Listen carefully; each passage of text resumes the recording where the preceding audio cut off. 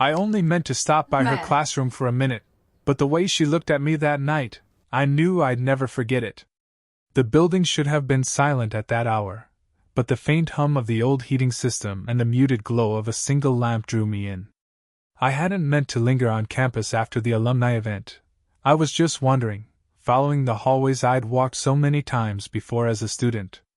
Most of the classrooms were dark, doors closed, the smell of chalk and floor polish still oddly familiar. Then I noticed one door half open, a sliver of golden light cutting across the polished linoleum floor. Inside, she was there. My former teacher.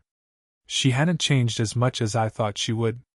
Her hair, darker now with elegant streaks of silver, was pulled back loosely, a pair of reading glasses slipping low on her nose as she leaned over a stack of essays.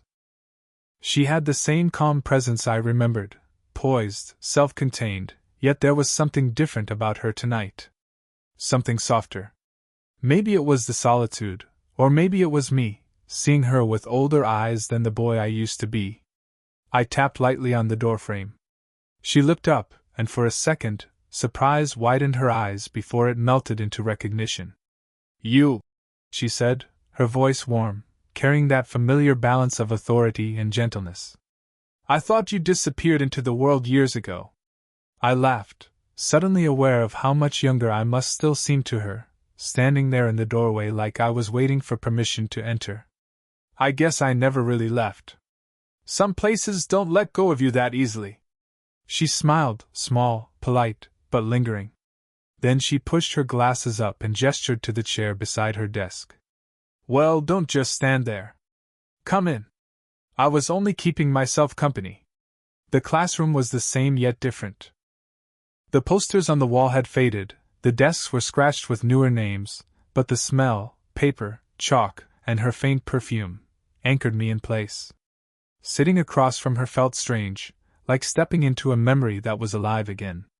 We exchanged the usual words first: how long it had been, what I was doing now, how her years had flown by with one class after another. But even in those first few minutes, I noticed things I hadn't dared to notice before.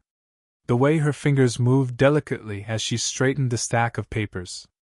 The way her laughter came slower but richer, carrying more weight than I remembered. The way her eyes, even when she glanced away, seemed to hold on to me just a little longer than necessary. Time slipped in that dimly lit room. I should have excused myself, but there was something magnetic in the quiet between us. I wasn't just visiting an old teacher. I was sitting with a woman I wanted to understand all over again. And though I didn't know it yet, that night was about to change everything. I don't know how it happened, but what began as polite catching up soon grew into something far deeper. At first, we stayed on safe ground, old memories, the stories that classrooms tend to collect. She told me about the students who made her laugh, the ones who tested her patience, and the ones she still worried about long after they'd gone. I listened, fascinated, because even her smallest stories carried weight when told in that low, thoughtful voice of hers. Then, almost without realizing it, we shifted into something more personal. She asked me about my life since graduation, and I found myself speaking more freely than I expected. Maybe it was the hour, maybe it was the intimacy of that quiet room, but my words carried more honesty than I usually let out. I spoke about the jobs I'd tried and left, about the uncertainty of chasing dreams that felt too big, about the strange loneliness that sometimes followed me even in crowded rooms. She didn't interrupt. She never did. She listened in the way she always had, not just with her ears, but with her whole presence. Her eyes stayed on me, warm and unhurried, as though nothing else in the world mattered at that moment. And when she finally did speak, it wasn't advice or correction. It was empathy. She told me she understood. That she, too, had felt lost once, that even now there were mornings she questioned if she was where she was meant to be. The honesty between us startled me. She wasn't the untouchable figure at the front of a classroom anymore. She was a woman sharing pieces of herself in a way she probably didn't with many people. And that realization did something to me I couldn't quite name. It made me feel closer to her, drawn to the quiet vulnerability that slipped through her otherwise composed exterior. Somewhere in the middle of that exchange, she reached for the teapot on her desk, pouring the last of the lukewarm tea into 2 chipped mugs. When she handed one to me, our fingers brushed, just a light touch, but enough to send a spark of awareness through me. I wondered if she felt it too. We sat there, sipping tea that tasted faintly of jasmine, talking as though time didn't exist. The classroom had grown colder as the building settled into night, but the closeness between us kept the space warm.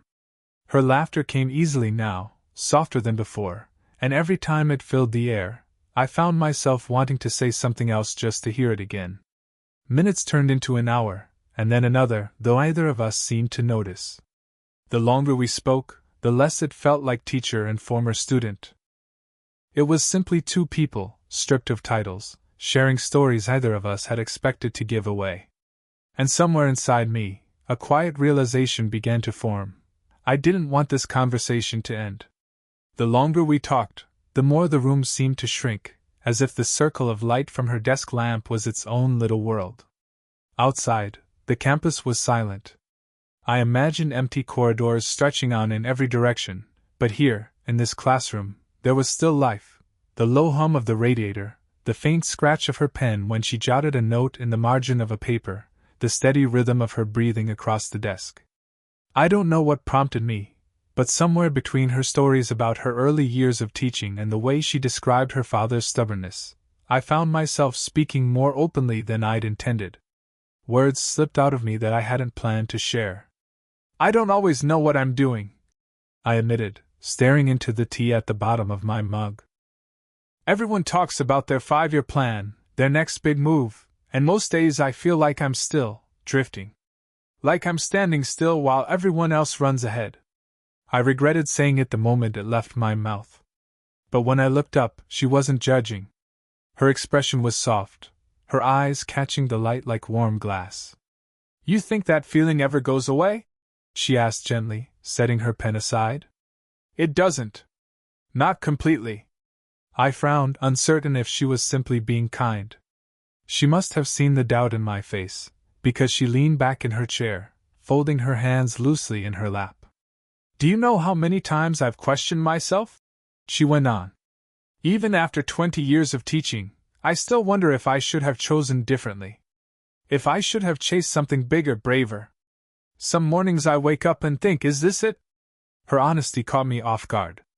Teachers, in my mind, had always seemed unshakable, firm, certain, endlessly patient.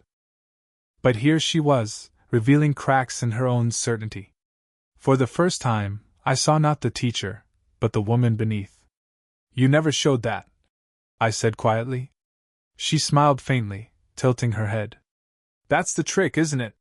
You put on a steady face so the people depending on you don't see the storm inside." Her gaze lingered on mine, steady and searching. "But it doesn't mean the storm isn't there." A silence followed, but it wasn't empty. It pulsed with something unspoken, an understanding that passed between us without words. My chest felt tight, my throat dry. And then she did something small yet shattering.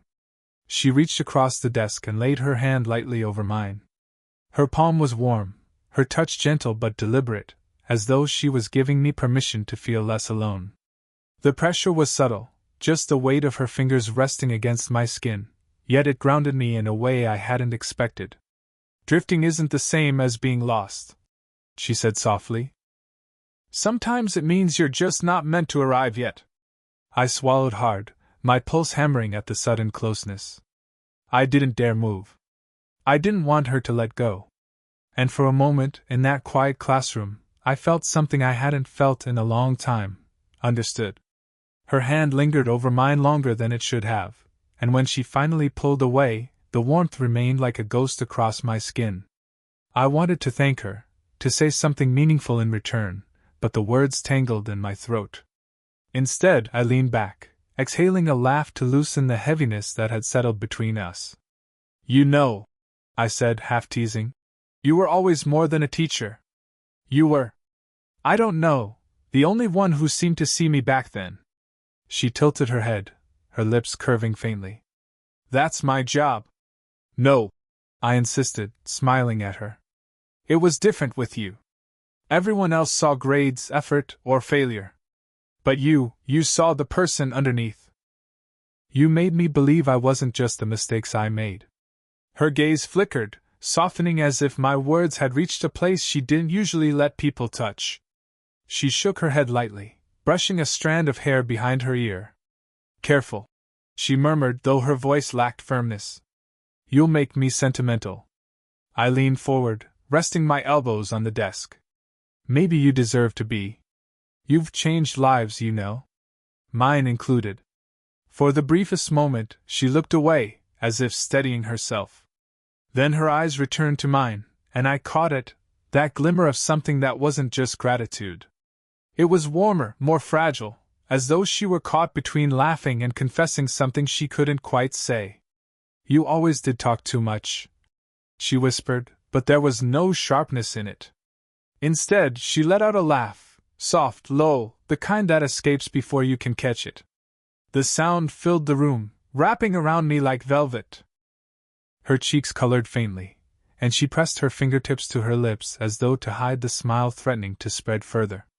If you keep talking like that, she said, the words slipping out almost like a secret, I'll never let you leave. The air shifted. I felt it instantly, the way silence pressed down after her words, how even the ticking clock on the wall seemed to pause. Her smile lingered, but her eyes betrayed her, wide, searching, as though she hadn't meant to let that truth slip out. I didn't move. I couldn't. My pulse hammered in my ears, but I held her gaze, afraid to break the moment. She exhaled slowly, her composure faltering for just an instant before she reached for her mug. The porcelain clinked faintly against the desk, her hand trembling almost imperceptibly. Ignore me, she said, her voice quieter now. It's late. I'm getting silly. But I didn't want to ignore it. I didn't want to let it pass as if it were nothing. That single sentence had changed everything. I leaned back in my chair, allowing the corner of my mouth to lift in the faintest smile. What if I don't want to leave? Her eyes flashed to mine, and for one suspended heartbeat, the space between us hummed with something undeniable. The words still hung in the air, shimmering between us, too heavy to brush aside and too dangerous to fully embrace. My chest tightened with the urge to press her, to ask if she truly meant it, but the flicker of caution in her eyes stopped me. She shifted in her chair, smoothing her skirt with both hands, a restless gesture that betrayed more than her carefully composed face ever would. I shouldn't have said that, she murmured, her tone wrapped in self-reproach. Sometimes the hour makes people say things they don't mean. But I could see it, the contradiction in her. Her lips curved in the faintest smile, the kind that betrayed affection, while her posture screamed restraint. It wasn't that she didn't mean it. It was that she wished she hadn't let herself say it aloud. I leaned forward slightly, resting my hands on the edge of her desk. It didn't sound like something you didn't mean. Her eyes met mine, steady yet conflicted. The silence between us stretched, taut as a thread pulled too tight. Finally, she stood abruptly, the scrape of her chair loud in the stillness. The sound broke the spell, leaving me with an ache in the pit of my stomach. She crossed the room slowly, gathering papers from a side table as though busying herself with anything to avoid my gaze. Her movements were precise, almost rehearsed, each sheet stacked perfectly, her fingers smoothing over the edges as though control could be regained in the neatness of a pile of essays. You should go, she said finally, her voice low, but there was no conviction behind it. It's late. You've probably got better places to be than listening to an old teacher ramble. I rose, hesitating near the desk. This doesn't feel like rambling. That made her pause. Her shoulders stiffened, then slowly softened, as if she were fighting a losing battle with herself. She turned, papers still in hand, and looked at me in a way that almost unraveled me. Her eyes weren't cold. They weren't distant. If anything, they were too warm, too full of things she didn't want to say. I don't want you to misunderstand, she whispered. This shouldn't be anything more than what it is. Her voice cracked slightly at the end, the first time I'd heard her falter all night. She pressed the stack of papers against her chest like a shield, though it only made her vulnerability more obvious. I stepped closer, not enough to cross a line, but close enough that the air between us carried the charge of everything unsaid. I don't think I'm misunderstanding at all, I said quietly. Her breath caught. For a moment, she seemed frozen, torn between stepping forward and stepping back. Finally, she exhaled, shaking her head, her composure slipping through her fingers. You make this far too hard, she admitted, her voice soft, almost broken. She brushed past me gently, her arm grazing mine, a touch so brief yet so deliberate it left me standing rooted to the floor. She opened the classroom door, the hallway beyond dim and empty, her hand lingering on the knob as though reluctant to finish what she had started. And in that hesitation, in her silence, in the soft tremor of her breath, I understood more clearly than ever, she didn't truly want me to leave.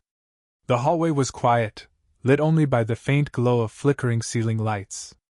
She stood by the door, papers still clutched loosely in her hands, the subtle tremor in her fingers betraying her attempt to remain composed. I could feel the tension radiating off her, a delicate mix of restraint and something far more vulnerable, a longing neither of us had dared to name aloud. I hesitated at the threshold, unsure whether to leave or step closer. The night had already stretched longer than either of us had expected, and the air between us thrummed with unsaid words. The silence was heavy but not uncomfortable. Instead, it carried a strange warmth, as if the very space around us were acknowledging the delicate bond forming in these quiet hours. You know, she said finally, her voice low and hesitant. Sometimes I forget what it feels like to feel this way. She didn't elaborate, and I didn't push. Her pause was enough to convey the truth. My presence had awakened something in her she hadn't expected to feel again. I wanted to tell her that I felt it too, the quiet pull toward her, the inexplicable gravity of being near her. But the words wouldn't come. Instead, I merely shifted closer, close enough that the soft warmth of her coat brushed my arm. She caught the contact, her breath catching in the smallest way, and I sensed her struggle to maintain the composure she so carefully curated. It's strange, she continued, her eyes flickering downward as if reading words I hadn't spoken. You make me feel younger, lighter, like I've stepped out of years of routine into something unexpected. My chest tightened. Those words, gentle, almost whispered, carried more meaning than any declaration could. It wasn't just nostalgia or memory. It was recognition of the bond we built over hours of conversation, shared vulnerability, and small, deliberate touches. I swallowed hard, taking a tentative step closer. She didn't move away, though her hand hovered near the doorframe as if ready to anchor herself. The hallway felt narrower, warmer, charged with a subtle electricity either of us could deny. You make it impossible to leave, I said softly, the words barely above a murmur, yet they lingered between us like a promise.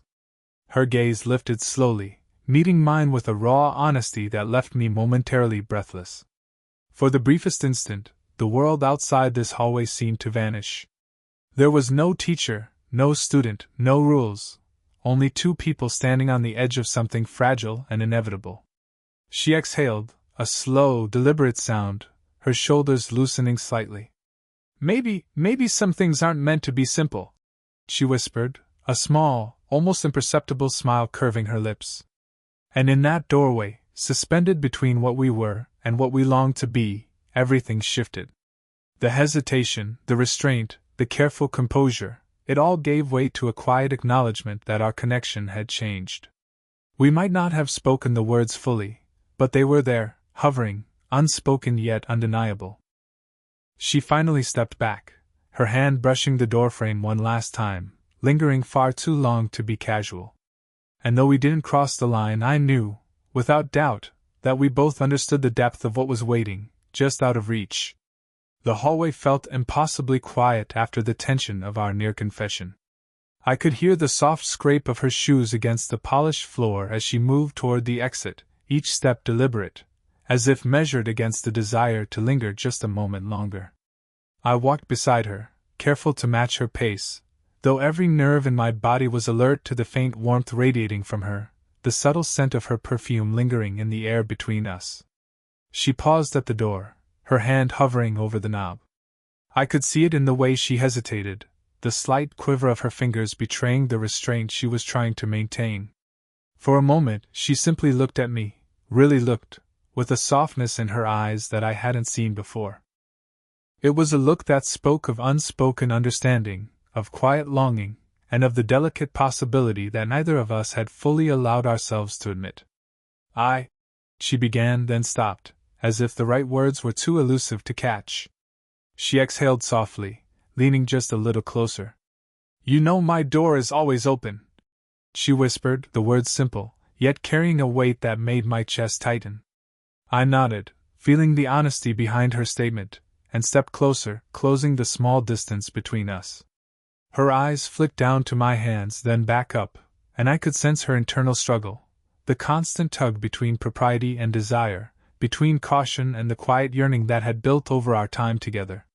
Without thinking, I reached out gently, letting my fingers brush against hers as we stood by the door. It was the smallest of touches, barely more than a hint, yet it conveyed more than any words could. She didn't pull away. Instead, she allowed her hand to rest lightly against mine, warm and soft, grounding me in the moment. Then, as if to reconcile the delicate boundary between us, she stepped forward and wrapped her arms around me. It was brief, careful, but it carried the weight of months of unspoken connection. Her cheek pressed softly against my chest, and I felt the steadiness of her heartbeat through the thin fabric of my shirt. It was grounding, reassuring, intimate in a way that made me ache to linger forever, yet I knew we both understood the limits we could not cross, not tonight. I held her gently, letting the silence speak the words we could not say aloud. When we finally pulled back, her fingers lingered against mine just long enough to leave a memory of warmth. She smiled softly, her eyes sparkling with quiet affection and the faint trace of mischief. "Take care of yourself," she murmured. "You too," I replied, though my voice was thicker than I expected. The door closed behind her with a gentle click, leaving me standing in the hallway alone, yet filled with a warmth that lingered long after she was gone. The night air outside was cool, crisp, but I didn't feel cold. I carried the memory of her touch, her voice, her smile, a gentle promise that this wasn't the end, that the connection we had found would continue to grow in quiet, meaningful ways. And as I walked away, I realized something profound. The story wasn't about crossing lines or breaking rules. It was about understanding, presence, and the slow, beautiful evolution of a bond neither time nor distance could diminish. That night we parted, but with hearts quietly tethered, and a future filled with possibility, suspended between what was said and what remained beautifully unspoken.